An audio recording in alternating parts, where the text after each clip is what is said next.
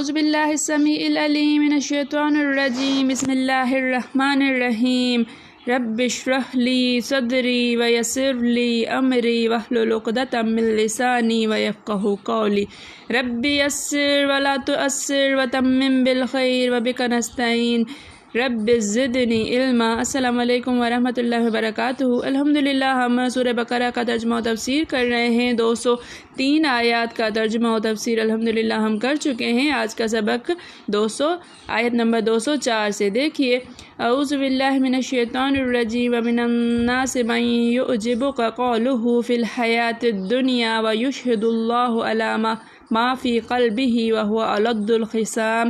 ومن الناس اور من سے الناس لوگ اور لوگوں میں سے من یعجبک من جو یعجب عجیب لگتا ہے، دلکش معلوم ہوتا ہے، بھلا لگتا ہے کہ آپ کو دلکش معلوم ہوتی ہے، آپ کو بھلی لگتی ہے۔ قول بات ہو اس کی بات، اور لوگوں میں سے جو آپ کو بھلی معلوم ہوتی ہے اس کی بات۔ فی الحیات الدنیا، فی میں الحیات زندگی، دنیا کی زندگی میں، ویشہد اور یشہد وہ گواہ بناتا ہے اللہ کو، علی ما فی قلبہ علی پر ما جو فی میں قلب دل ہی اس کے، اور جو اس پر جو اس کے دل میں ہے۔ وہو الد الخصام، اور ہوا وہ الد سخت، الخصام جھگڑالو۔ واو یہاں پر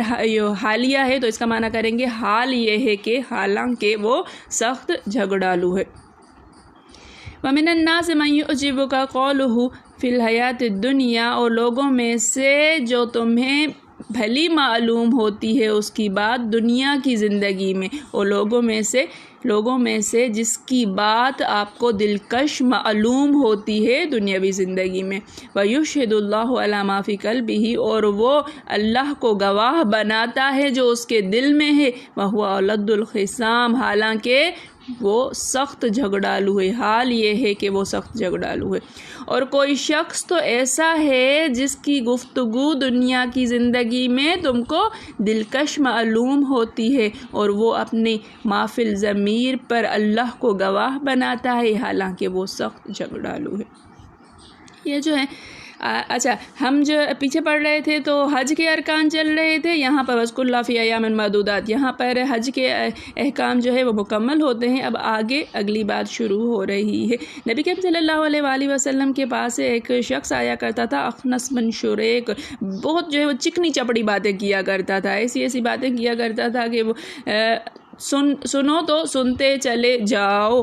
اب بھی آپ جو ہے وہ کافی لوگوں سے ملتے ہوں گے تو آپ کو باتیں وہ ایسی میٹھی کرتے ہوں گے کہ دل کرے بس سنتے ہی چلے جاؤ، لیکن اندر میں وہ آپ لوگوں کے بہت زیادہ خلاف ہوا کرتے تھے۔ تو یہاں پر بھی معاملہ ایسا تھا کہ اخنس بن شریق ثقفی، یہ بندہ جو ہے منافق تھا، مسلمانوں کے پاس آتا تھا، نبی کریم صلی اللہ علیہ وآلہ وسلم کے پاس آتا تھا، اور یہ بہت جو ہے میٹھی باتیں کیا کرتا تھا، چکنی چپڑی باتیں کیا کرتا تھا، اور قسمیں کھاتا تھا کہ میرے دل میں آپ لوگوں کے لیے اتنی اچھائیاں ہیں، اور میں تو جو ہے چاہتا ہی بھلائی ہوں، اور اصل میں وہ جھگڑالو شخص تھا، یہاں کی باتیں وہاں کی باتیں یہاں کرنے والا۔ سدی رحمۃ اللہ کہتے ہیں کہ یہ آیت اخنس بن شریق ثقفی کے بارے میں نازل ہوئی ہے۔ یہ منافق شخص تھا، ظاہر میں مسلمان تھا اور لیکن باطن میں مخالف تھا۔ یہ نبی کریم صلی اللہ علیہ وآلہ وسلم کے پاس آیا کرتا تھا، مسلمانوں کے پاس بھی، اور بہت چکنی چپڑی باتیں کیا کرتا تھا۔ ابن عباس کہتے ہیں رضی اللہ تعالیٰ عنہ کہ منافقوں کے بارے میں نازل ہوئی ہے، یہ آیت جو ہے منافقوں کے بارے میں نازل ہوئی ہے،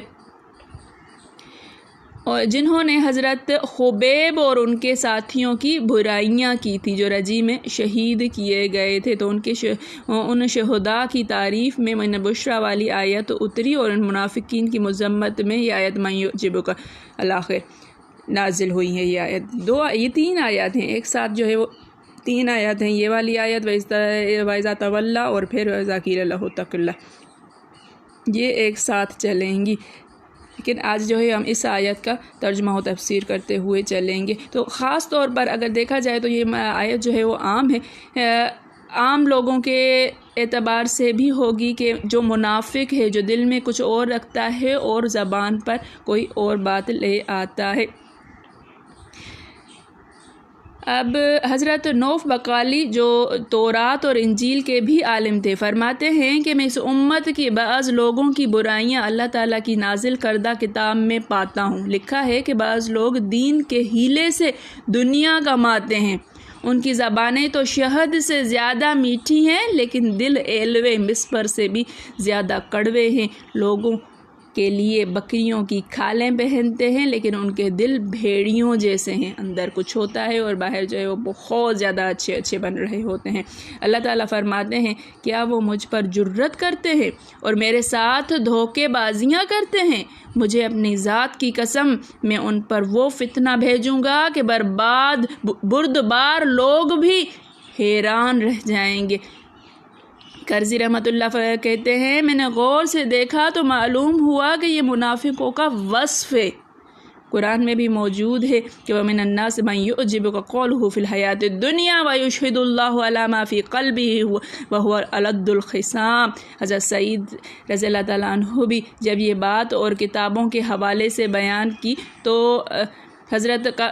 سعید نے بھی جو ہے یہی چیز فرمائی ہے، اور حضرت محمد بن کعب نے یہی فرمایا تھا کہ یہ قرآن شریف میں بھی ہے، اور اسی آیت کی تلاوت کی تھی۔ سعید رضی اللہ تعالیٰ عنہ کہنے لگے کہ میں جانتا ہوں کہ یہ آیت کس کے بارے میں نازل ہوئی۔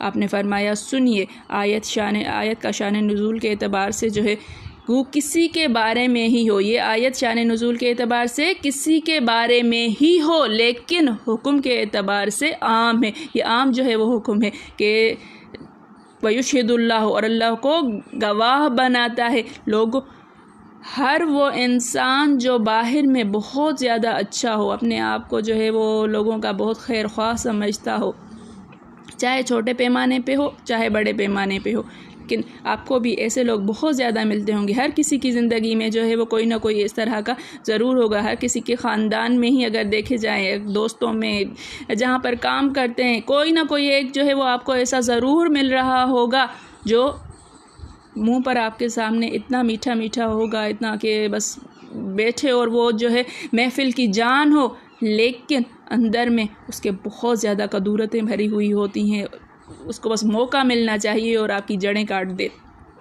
تو ایسے لوگ بھی موجود ہوتے ہیں۔ اللہ تعالیٰ بچائے، اللہ تعالیٰ محفوظ رکھے، اللہ تعالیٰ ہمیں اس طرح کا بننے سے محفوظ رکھے، آمین۔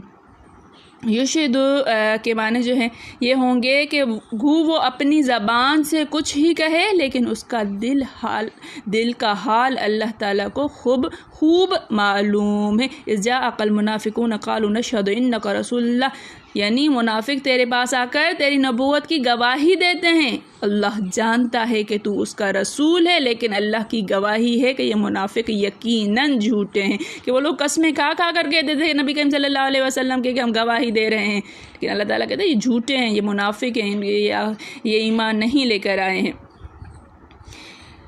تو اچھا، جمہور کی قرأت یشہد اللہ ہے کہ تو معنی یہ ہوں گے کہ لوگوں کے سامنے تو اپنی خیانت چھپاتے ہیں لیکن اللہ کے سامنے ان کے دل کا کفر و نفاق ظاہر ہے۔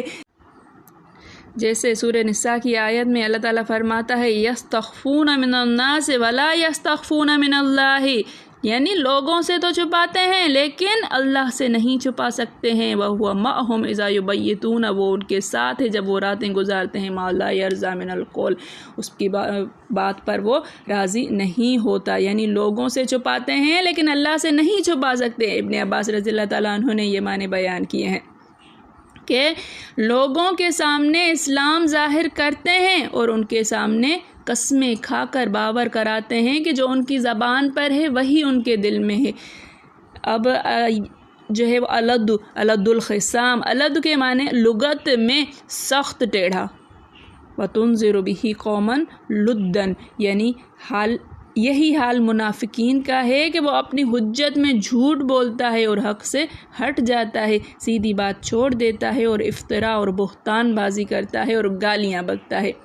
صحیح حدیث میں ہے کہ منافق کی 3 نشانیاں ہیں۔ جو منافق بندہ ہوتا ہے، منافق بندہ ظاہر میں کچھ اور اندر میں کچھ، 3 نشانیاں ہوتا ہے۔ جب وہ بات کرے تو جھوٹ بولے، جب بھی بات کرے گا جھوٹ بولے گا، یہ ایک ہو گئی۔ جب وعدہ کرے تو بے وفائی کرے، جب بھی وہ وعدہ کرے گا آپ اس بندے کو اس وعدے سے پھرتا ہوا پائیں گے۔ جب جھگڑا کرے گا گالیاں دے گا، ذرا سے بھی جھگڑے والی بات ہوگی وہ گالیاں بکنا شروع ہو جائے گا۔ یہ منافق کی نشانیاں ہیں۔ اگر ایک نشانی اس میں ہو تو اس میں منافقت کے ایک حصہ ہے، 2 ہو تو یہ 2، اگر تینوں باتیں ایسے بندے میں ہوں تو وہ پکا ٹکا منافق آپ کو جو ہے وہ نظر آئے گا۔ اللہ تعالیٰ محفوظ رکھے۔ اور حدیث میں ہے سب سے زیادہ برا شخص اللہ تعالیٰ کے نزدیک وہ ہے جو سخت جھگڑالو ہو، اور اس کی کئی ایک سندیں ہیں۔ پھر ارشاد ہوتا ہے کہ جس طرح یہ برے اقوال والا ہے اسی طرح افعال بھی اس کے بدترین ہیں۔ قول تو یہ ہے کہ قول تو اس کا یہ ہے لیکن فعل اس کے سراسر خلاف، عقیدہ بالکل فاسد ہے۔